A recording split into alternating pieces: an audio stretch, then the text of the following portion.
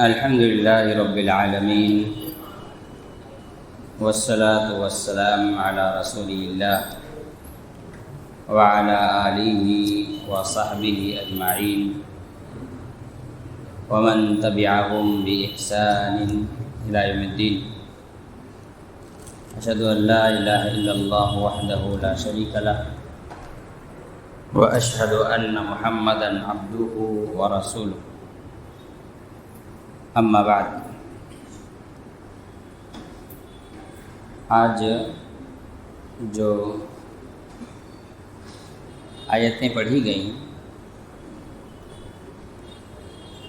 اس میں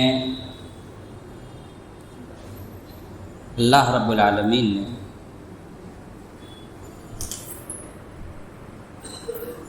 یوسف علیہ السلام کے اس تعلق سے اور ابراہیم علیہ السلام کے تعلق سے چند باتیں نازل کی. یوسف علیہ السلام کی زندگی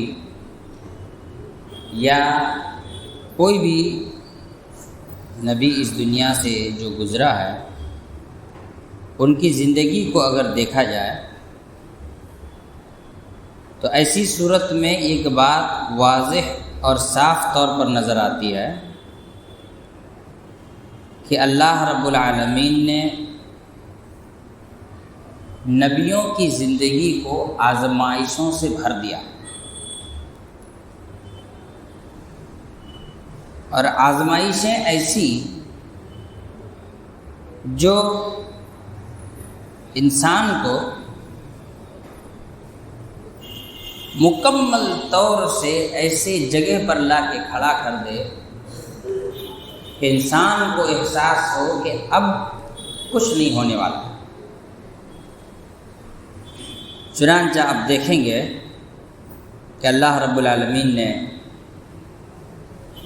قرآن مجید میں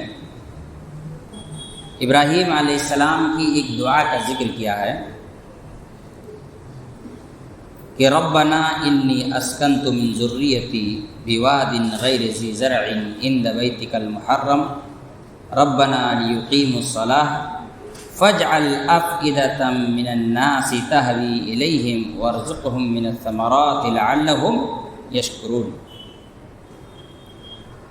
یہ آیت عام طور پر ہم لوگ عید الاضحیٰ کی مناسبت سے تقریروں میں بیان کرتے ہیں. ابراہیم علیہ السلام اللہ رب العالمین نے انہیں امام الموحدین بنایا تھا، موحدوں کے امام، اور توحید کے معاملے میں اللہ رب العالمین نے ابراہیم علیہ السلام کو وہ مقام عطا کیا تھا کہ اللہ رب العالمین نے بذات خود نبی کریم صلی اللہ علیہ وسلم سے خطاب کرتے ہوئے یہ کہا کہ اے میرے نبی، آپ میرے بندے ابراہیم کی اتباع کیجیے. واتبع ملت ابراہیم حنیفا، کہ اے میرے نبی آپ ابراہیم کی اتباع کیجیے. اسی طرح سے پہلے پارے میں اللہ رب العالمین نے ابراہیم علیہ السلام سے متعلق ایک بڑی خوبصورت بات یہ بیان کی کہ وَمَن يَرْغَبْ عَن مِّلَّةِ إِبْرَاهِيمَ إِلَّا مَن سَفِهَ نَفْسَهُ، کہ ابراہیم کے ملت سے یعنی توحید سے وہی آدمی بے رغبتی کا شکار ہو سکتا ہے جو بیوقوف ہو. من سفیہ نفسہ، جو بیوقوف ہو، کم عقل ہو. وَلَقَدِ اصْطَفَيْنَاهُ فِي الدُّنْيَا، یقیناً ہم نے ان کو دنیا والوں کے لیے چن لیا. وَإِنَّهُ فِي الْآخِرَةِ لَمِنَ الصَّالِحِينَ، اور یقیناً وہ آخرت میں ہمارے نیک بندوں میں سے ہوں گے. تو ابراہیم علیہ السلام کی توحید اور توحید سے متعلق ان کے اندر پائی جانے والی پختگی یہ پوری دنیا والوں کے لیے ایک اسوہ حسنہ ہے. پوری دنیا والوں کے لیے، حتیٰ کہ رسول اللہ صلی اللہ علیہ وسلم کے لیے بھی. تبھی اللہ تعالیٰ نے کہا واتبع ملت ابراہیم حنیفا، آپ ملت ابراہیمی کی اتباع کیجیے، حنیفاً یکسوئی کے ساتھ. یہاں یہ بات ہمیں یاد رکھنی چاہیے کہ ابراہیم علیہ السلام کو توحید کی خاطر بڑی بڑی آزمائشوں سے گزرنا پڑا. ایسی آزمائشیں جن آزمائشوں کو دیکھ کر آدمی کو لگے کہ یہ آخری ہے زندگی کا، اس سے بڑا کچھ نہیں ہو سکتا. ابراہیم علیہ السلام کو زندہ آگ میں ڈالا گیا. کسی انسان کو یہ وہم و گمان بھی ہو سکتا ہے جب کسی انسان کو آگ میں ڈالا جائے اس کے بعد وہ بچ کر کے نکل جائے گا. یہ امتحان کی انتہا تھی اس وقت کہ آگ میں ڈال دیا گیا، ختم، آخری زندگی کا اختتام. پھر جب ابراہیم علیہ السلام وہاں سے باہر نکلے تو اس کے بعد اللہ رب العالمین نے ان کو مزید آزمایا اولاد سے متعلق. چنانچہ اللہ رب العالمین نے ابراہیم علیہ السلام سے کہا کہ اپنے بیٹے اسماعیل کو اور اپنی بیوی ہاجرہ کو لے جا کر کے مکہ چھوڑاؤ. اب سوچیے ایک آدمی اپنے بیوی کو، اپنے بچے کو ایک ایسی جگہ چھوڑے جہاں کوئی تیسرا انسان نہ ہو، جہاں رہنے کے لیے گھر نہ ہو، جہاں پیڑ پودے نہ ہو، جہاں چرند و پرند نہ ہو. کیسا لگے گا؟ اور اس وقت جب ایک لمبی دعاؤں کے بعد اللہ رب العالمین نے ابراہیم علیہ السلام کو اولاد عطا کی. ابراہیم علیہ السلام اس امتحان میں جب مبتلا ہوئے تو اللہ سے دعا کی کہ اللہ انی اسکنت من ذریتی، میں نے اپنی ذریت کو چھوڑ دیا ہے، بسانے کی کوشش کی، فی واد غیر ذی زرع، ایک ایسی وادی میں جہاں کبھی کھیتی نہیں کی جا سکتی ہے. یہ دعا بڑا زبردست ہے. جب بھی انسان کی زندگی میں مشکلات کا سامنا ہو اسے یہ دعا پڑھنی چاہیے، یہ دعا پڑھنی چاہیے. اور یہ دعا پڑھنی چاہیے مطلب دعا کرنی نہیں چاہیے، یہ دعا پڑھنی چاہیے. دعا کرنی اور پڑھنے میں فرق ہوتا ہے. اس لیے کہ آپ کہاں اپنی بیوی بچوں کو وادی غیر ذی زرع میں چھوڑنے جا رہے ہیں، کیکٹس کے بیچ میں تھوڑی چھوڑنے جا رہے ہیں. لیکن اس کو پڑھیں، اس دعا کو پڑھیں، کھولیں قرآن کو، کھولیں پڑھیں اور دیکھیں کہ ابراہیم علیہ السلام اللہ سے کیا کہہ رہے ہیں کہ اللہ میں اپنے بیوی کو، اپنے بچے کو ایک ایسی وادی میں چھوڑ کر کے جا رہا ہوں جہاں پر اسی قسم کی کھیتی نہیں ہے، اناج نہیں ہوتا ہے، بنجر زمین ہے، پہاڑ ہیں، بالو ہے، ریتی ہے، پانی تک نصیب نہیں ہے. ایک اعتبار سے دیکھیں تو زندگی گزارنے کے سبھی وسائل کا خاتمہ ہے وہاں پر. زندگی گزارنے کے سبھی وسائل کا خاتمہ ہے. جہاں پیڑ پودے نہیں ہوتے وہاں آکسیجن لیول بھی کم ہوتا ہے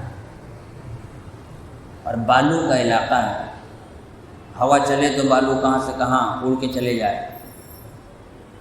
وہاں پر ابراہیم علیہ السلام اپنے بیوی اور بچے کو چھوڑ کر کے جا رہے ہیں. یہ امتحان ہے. لیکن ابراہیم علیہ السلام کا اللہ پر بھروسہ، توکل اور اعتماد، آج ہی وہ آیت پڑھی گئی ہے وَتَوَكَّلْ عَلَى اللَّهِ، اللہ رب العالمین پر بھروسہ کرو. غالباً پہلی یا دوسری رکعت میں آیت کی تلاوت ہوئی وَتَوَكَّلْ عَلَى اللَّهِ، اللہ پر توکل اور بھروسہ کرو. اللہ رب العالمین پر ابراہیم علیہ السلام کا بھروسہ دیکھیے. ابراہیم علیہ السلام اللہ تعالیٰ سے جب دعا کر رہے ہیں تو کیا کر رہے ہیں کہ اللہ میں اپنے بیوی اور بچے کو ایک ایسی جگہ چھوڑ کر آ رہا ہوں جہاں زندگی گزارنے کے سبھی وسائل ختم ہو چکے ہیں. اس کی ایک خاصیت ہے عند بیتک المحرم، تیرے حرمت والا گھر اس کے پاس ہے، بیت اللہ الحرام. خانہ کعبہ ہے وہاں پر، باقی کچھ نہیں ہے۔ عند بیتک المحرم۔ سوچئے ہم اپنی زندگی کو صحیح، خوبصورت اور اچھا بنانے کے لیے کتنا دور ہوتے جا رہے ہیں۔ نہیں محلہ 4 پیسہ آ گیا تو محلہ کچڑا ہے، پہلے اسی محلہ میں چڈی پہن کے گھوم رہے تھے، نہیں ابھی 4 پیسہ کا نہیں محلہ خراب ہے۔ یہ گاربیج کہاں جانا ہے؟ ایک اچھے کمیونٹی میں گھر لینا ہے۔ کس میں گھر لینا ہے؟ تو فلاں ٹاور میں گھر لیں گے، 72 منزلہ 73 منزلہ۔ میں اکثر ایک مذاق میں کہتا ہوں مرلن، کلکتہ میں بولتے کھا لن پی لن، تو مرلن کیا ہے بھائی؟ مر گئے، کھا لن میں نے کھا لیا، پی لن میں نے پی لیا، تو مرلن کا کیا معنی ہوتا ہے؟ میں اکثر یہ مذاق میں کہتا ہوں، اس لیے کہتا ہوں کہ تھوڑا یہ ہو جائے۔ لیکن آپ اس بات کو سوچیں کہ آپ اس لیے مسجد کے بازو سے گھر اٹھا کر کے ایک ایسی جگہ لے جا رہے ہیں جہاں سے آپ 5 وقت تو چھوڑیے، فرصت نکال کر جمعہ ہی پڑھنے کے لیے آ سکتے ہیں، باقی نماز کے لیے آ ہی نہیں سکتے ہیں۔ کیوں؟ وہاں شور شرابہ نہیں ہے، وہاں اونچی اونچی بلڈنگیں ہیں، وہاں کچڑوں کا ڈھیر نہیں ہے، علاقہ صاف اور خوبصورت ہے۔ گاڑی سے نکلو، ہارن مارتا ہوا سیدھا ہائی وے پہ اتر جاؤ، اور تھوڑا سا شیطانی کر کے ادھر ادھر رف ڈرائیونگ کر کے واپس گھر میں آ جاؤ، ہے نا؟ آدمی سوچتا ہے کیا لائف ہے؟ کوئی لائف نہیں ہے۔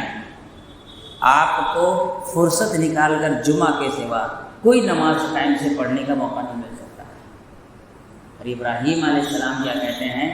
ایسی جگہ چھوڑا اللہ جہاں زندگی کا کوئی راستہ نہیں ہے، نہ پانی ہے، نہ اناج ہے، نہ دانہ ہے، نہ کھیتی ہے، نہ باڑی ہے، نہ پیڑ ہے، نہ پودے ہیں، نہ انسان ہیں۔ جنات کا تو پتہ نہیں، جنات اور شیطان کا تو پتہ نہیں، لیکن کیڑے مکوڑوں کا پتہ نہیں، لیکن پانی نہیں ہے تو جانور نہیں ہے، زندگی نہیں ہے۔ میں وہاں صرف اس لیے چھوڑ کر رہا ہوں عند بیتک المحرم۔ اگلا جملہ ہے لیقیموا الصلاۃ، تاکہ وہ نماز قائم کر سکے، تاکہ وہ نماز قائم کر سکے۔ نماز کے خاطر سکھ کی زندگی کو ترک کر دینا یہ ابراہیم علیہ السلام کی سنت ہے، اور سکھ کی زندگی کے لیے نماز چھوڑ کر کے بھاگ جانا یہ منافقین کی نشانی ہے۔ نبی کریم صلی اللہ علیہ وسلم نے فرمایا کہ منافقین پر 2 نمازیں سب سے بھاری ہیں، ایک عشاء اور ایک فجر، اس لیے کہ کوئی دیکھتا نہیں ہے، اندھیرا رہتا تھا نا، کسی کو دکھتا نہیں تھا کون نماز پڑھنے آیا کون نماز پڑھنے نہیں آیا، تو بھاری پڑتا تھا۔ جب لوگ دیکھے تب تو ٹھیک ہے پڑھ لیتے تھے، کوئی دیکھتا نہیں ہے کون پڑھے گا نماز۔ آج بھی جن کو فجر کی نماز بھاری پڑتی ہے انہیں سمجھ میں آنا چاہیے کہ نفاق کی گندگی ہے، تبھی تو اللہ کے رسول صلی اللہ علیہ وسلم نے فرمایا جو فجر کی نماز پڑھے وہ نفاق سے بری ہے۔ تو آپ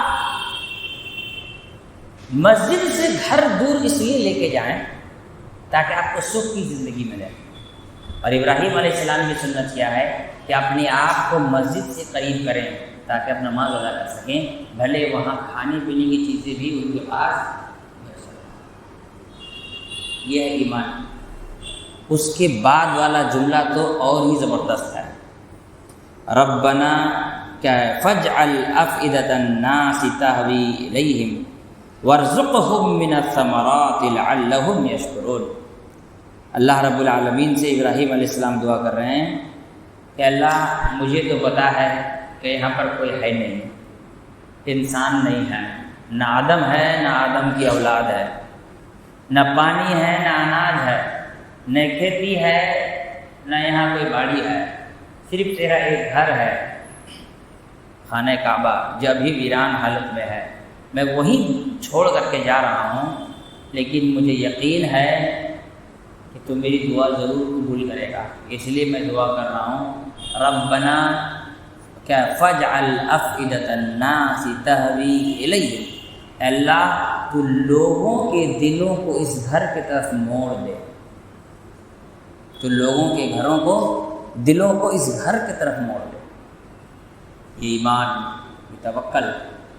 آج میں اپنی بیوی اور بچے کو چھوڑ کے جا رہا ہوں، اور دعا کر رہا ہوں کہ تو اس گھر کو دنیا والوں کے دل کا مرکز بنا دے، سینٹر بنا دے۔ اور آج کتنا بھی گیا گزرا مسلمان کیوں نہ ہو، دل میں نیت تو ہے کہ ایک بار جا کے خانہ کعبہ دیکھ لو۔ یہ اعتماد اور بھروسہ جو ابراہیم علیہ السلام کے اندر تھا، یہ توحید کے اعلیٰ معیار ہے، یہ توحید کا اونچا معیار ہے۔ اور آدمی کیا سوچے گا، ایسی جگہ چھوڑ جا رہا ہوں، 4 دن بعد تو میرے بیوی بچے خود ہی منظور آ جائیں گے، کوئی بچے گا؟ نہ کھانا ہے، نہ پانی ہے، نہ گھر ہے، دھوپ ہے، چھاؤں نہیں ہے، کچھ نہیں ہے۔ اس دکھ بھری جگہ میں کون آئے گا یہاں پر کہ یہاں یہ زمین ایک دن ایسی ہو جائے گی کہ دنیا بھر سے لوگ اس کو دیکھنے کے لیے آئیں گے؟ تو ہو سکتا ہے، عقل قبول کرتی ہے، لیکن ایمان کہتا ہے۔ ابراہیم علیہ السلام کا توکل یہ کہہ رہا ہے، میں نے چھوڑا ہے رب کے کہنے پر اور دعا کر رہا ہوں، ضرور یہ ایک دن یہی جگہ آباد ہوگی، یہی جگہ سرسبز و شاداب ہوگی۔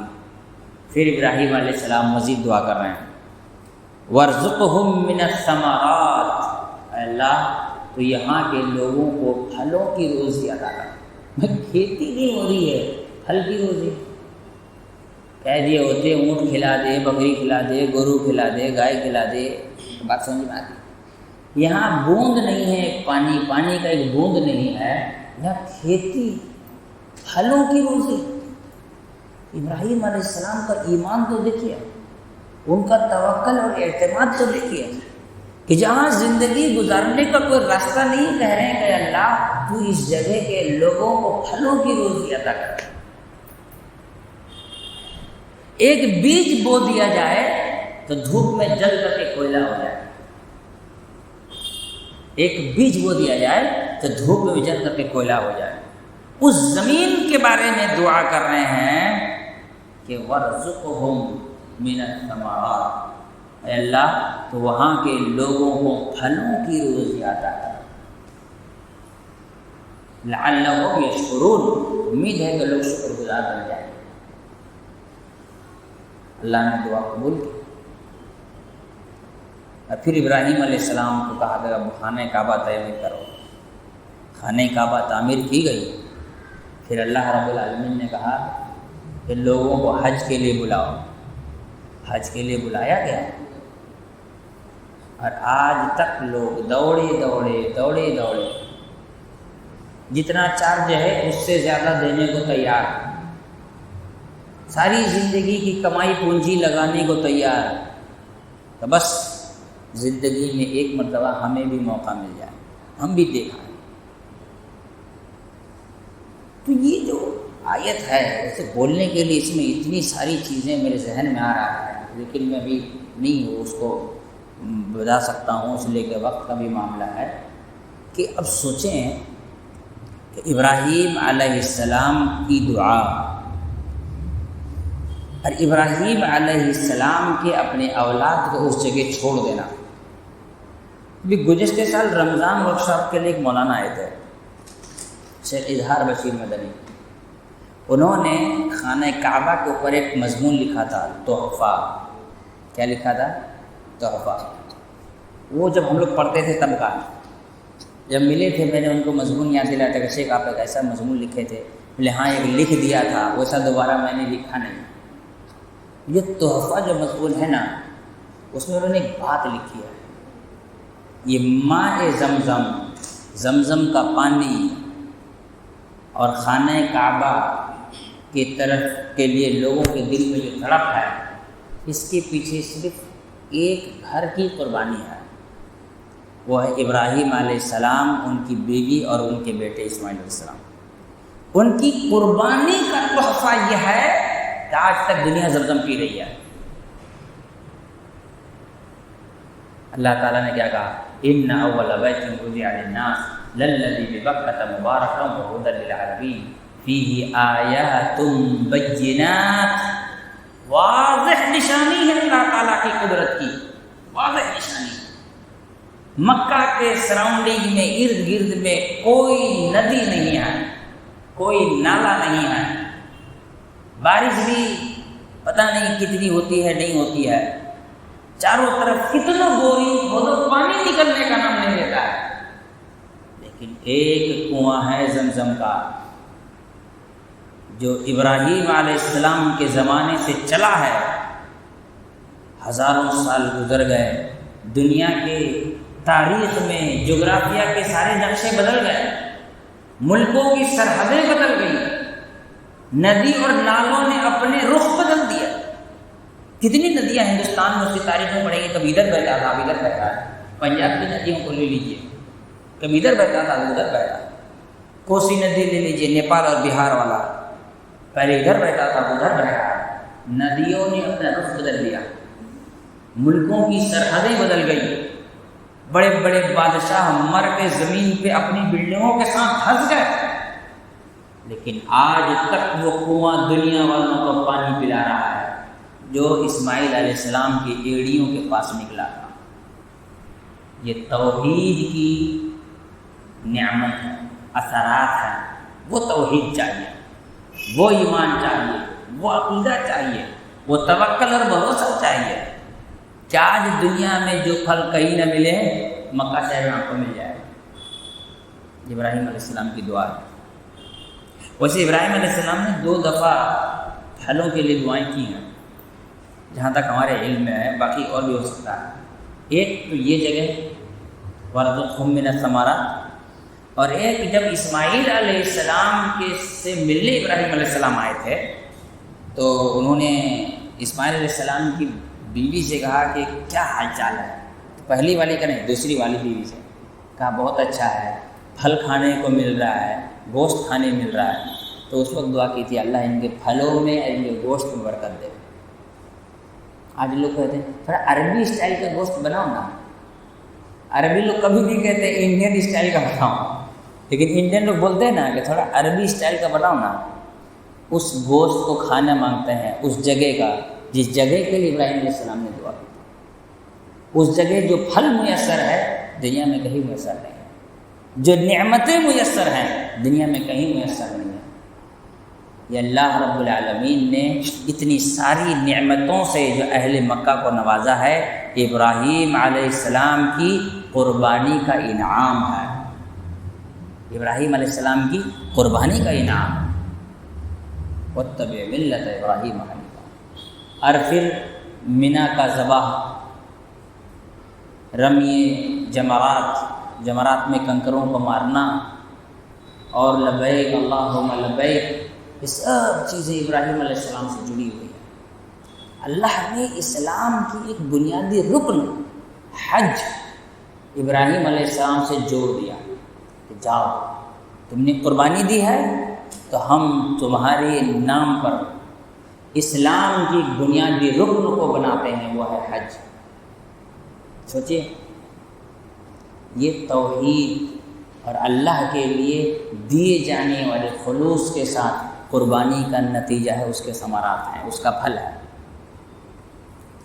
اسی لیے زندگی میں ہمیشہ توحید کو مضبوط کیجیے، ابراہیم علیہ السلام کے طرح اپنے اندر اللہ کے خاطر ہر تکلیف اور مصیبت کو سہنے کے لیے جذبہ تیار رکھیے، ابراہیم علیہ السلام کی طرح اپنے اندر اللہ کی اطاعت کے خاطر دنیا کے ہر انسان کو ناراض کرنے کو تیار رہیے، ابراہیم علیہ السلام کی طرح اپنے اندر توحید کو بچائے رکھنے کے لیے بھوک پیاس یہ چھوٹی چھوٹی چیزیں ہیں، دیگر تمام قسم کی قربانیوں کو دینے کا جذبہ پیدا کیجیے ابراہیم علیہ السلام کی طرح۔ مجھ کو سمجھ نہیں آ رہا ہے کہ میں کون کون سی باتیں بتاؤں کون کون سی چھوڑوں، اس لیے آج کی باتیں تھوڑی بکھر سی گئی ہے، اس لیے کہ باتیں بہت ہیں، اس پر اللہ تعالیٰ سے دعا ہے اللہ تعالیٰ ہم تمام کو سمجھ کی توفیق عطا فرمائے۔